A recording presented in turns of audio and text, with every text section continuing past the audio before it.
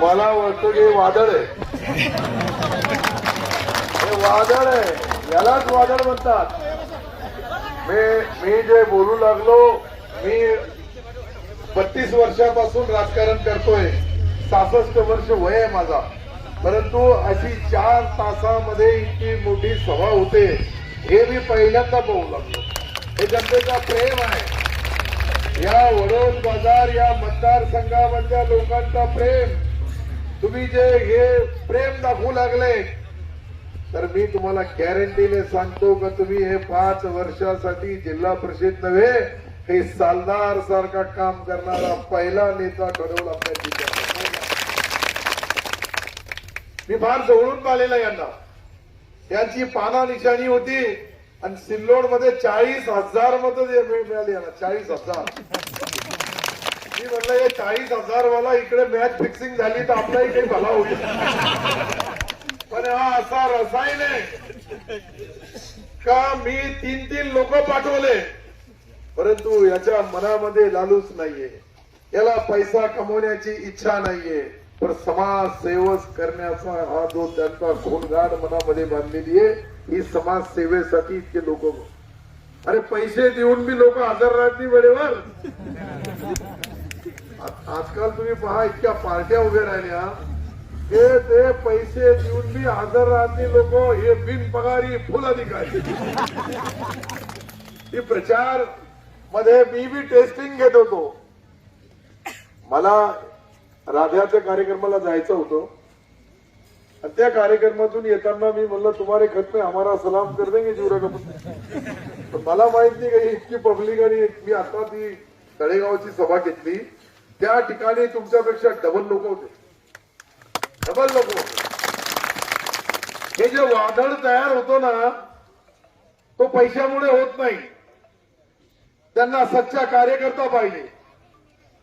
सच्चा कार्यकर्ता मी यासाठी बोलू लागलो, काय वीर गीर नामांतरण बदलीकरण म्हणजे रोड रस्ते हे तर करणारच तो, परंतु ज्या ठिकाणी ज्या सभागृहामध्ये जाईल त्या वडोद बाजारचा नाव पुऱ्या जिल्ह्यामध्ये सदस्य म्हणून सदस्य कसा असावा.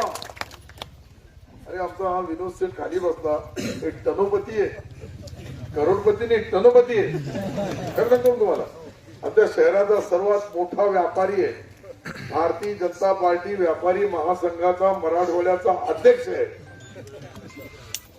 3 वेळेस नगरसेवक, 1 वेळेस उपाध्यक्ष, आणि तो माणूस काय त्याला माहित आहे का जो उमेदवार आहे तोच उभा राहिलेला आहे. तर आपण सामान्य माणसासारखे असे मारवाडी समाजाचे कार्यकर्ते कदाचित याच्या पाठीशी असत, तर मग तुम्ही अंदाजा लावू शकत नाही का सामान्य माणूस एकदा पेटून उठला, तो कोणत्याही जातीचा असेल, कोणत्याही धर्माचा असेल, कोणत्याही पंथाचा असेल, पण इथून असतं ते आत्मा आणि परमात्माला साक्षी ठेवून जे जे तयार होतात लक्ष्य माणूस आहे. एखादा पिक्चर काढला तर किती पैसे कमवण्याचा अंदाजा हे, आणि आमचे ते जरंगे पाटील हे दोघं सारखे. जरंगे पाटलालाही कोणीही खरेदी करू शकत नाही जगामधला, देशामधला, राज्यामधला. हे असे 2 पुढारी मी फार जवळून पाहिलेले. मी जे बोलू लागलो ते जबाबदारीने बोलू लागलो.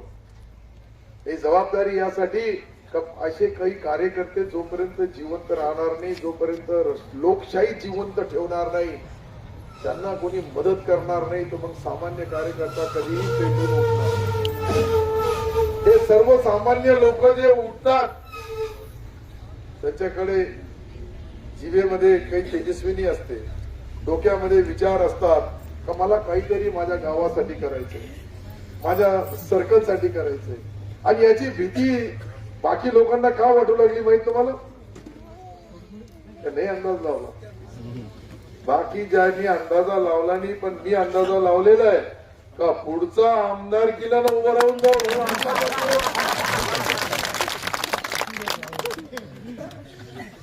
मी त्यांनाही बोललो होतो, आवर्धन गवर्धन आणि भोकरधनला सोपा नाही, याच्यामध्ये पाना आहे 1500 खाईल. म्हणलं पाहून घ्या कसा वादा करतो तुमचा.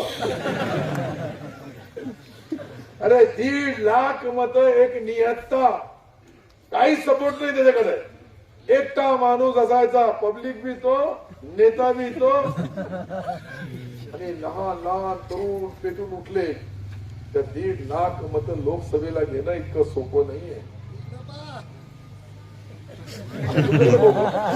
इकडे नगद आहे का? उधार आहे का? हा, पण हे नगद आहे का आमचा? ओके. पण तो म्हणतो माझ्याकडे आहेच नाही काही नगद द्यायला, देऊ कुठून? तर तर तर तर हे मला काय बोलले, साहेब माझ्याकडे मी एक सालदार सारखा काम करू शकतो, परंतु माझ्याकडे पैसे नाही. मी शेतकऱ्याचे, शेतमजुराचे, दलितांचे, पीडितांचे, मायनॉरिटी, ओबीसी या सर्वांचे प्रश्न मांडू शकतो, त्यांच्यासाठी भांडू शकतो, त्यांच्यासाठी निधी आणू शकतो. फक्त माझ्याकडे आज नाहीये. जे आहे ते 4 ड्रेस, चप्पल बी पाहिजे. तुमच्या चपला तरी टाक. अरे असे लोक बी राजकारणामध्ये यायला पाहिजे आणि तुम्ही आत्मापासून याला साथ द्यायला पाहिजे.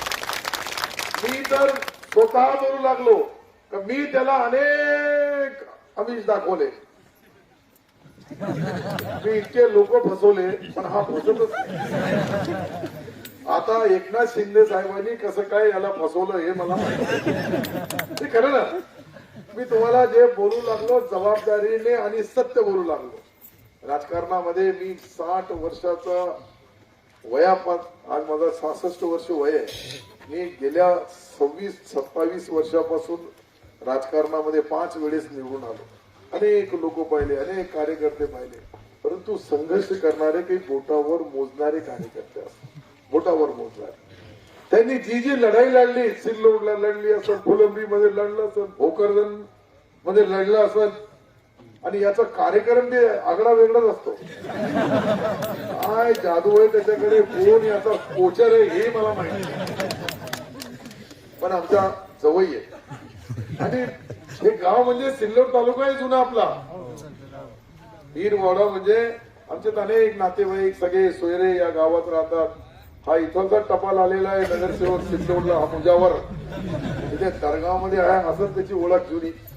छतर कितर चला गया जरा यहाँ से जान, इनके नाम के दुआ मंगवा बाबा से, बाबा एक बिन पगारी भूल अधिकारी अपने को चुन के दे दो. ना फिरवाड़ा में एक बहुत बड़ी दरगाह है. मेरे भाई की भी ससुराल यहाँ की है, बड़े भाई की. तो इसलिए मुझे रहती ना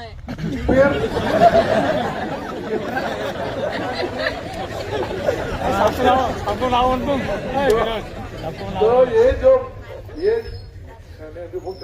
कोई करने की बात नहीं. अभी तो शुरू हो रहा है, अभी टाइम बहुत है, मतलब 10 बजे तक टाइम है, पर 10 बजे के 2 मिनट पहले ही खत्म करना पड़ेगा आराम से, क्योंकि देना भी है, दिलाना भी है, और देने वाले का पता भी बताना है.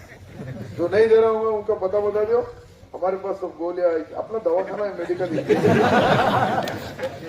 सही ना. आपला सिल्लोड मध्ये मेडिकल कॉलेज आहे, त्यासाठी बोलू लागलो का ऑपरेशन करण्यासाठी मोफत आहे तिथं. आणि या सर्व लाडल्या बहिणी ज्या आहे त्या एकनाथ शिंदेच्या आहेत, आणि एकनाथ शिंदे साहेब माझे नेते आहेत. अरे एक बहिणीने आत्महत्या केली, रात्री 2:30 वाजता टीव्हीवर बातमी पाहिली एकनाथ शिंदे साहेबांनी, 2:30 वाजता. आणि 2:30 वाजता बातमी पाहिल्यानंतर मी कॅबिनेट मंत्री होतो, आम्हाला फोन आला का सकाळी 11 वाजता तातडीची कॅबिनेट आहे. तर एक शेतकऱ्याची मुलगी फीस भरायला पैसे राहत नाही, आत्महत्या करते, आणि दुसऱ्या दिवशी महाराष्ट्राच्या सर्व मुलींचा शिक्षणाचा खर्च सरकार देईल याची घोषणा करणारा पहिला नेता महाराष्ट्र.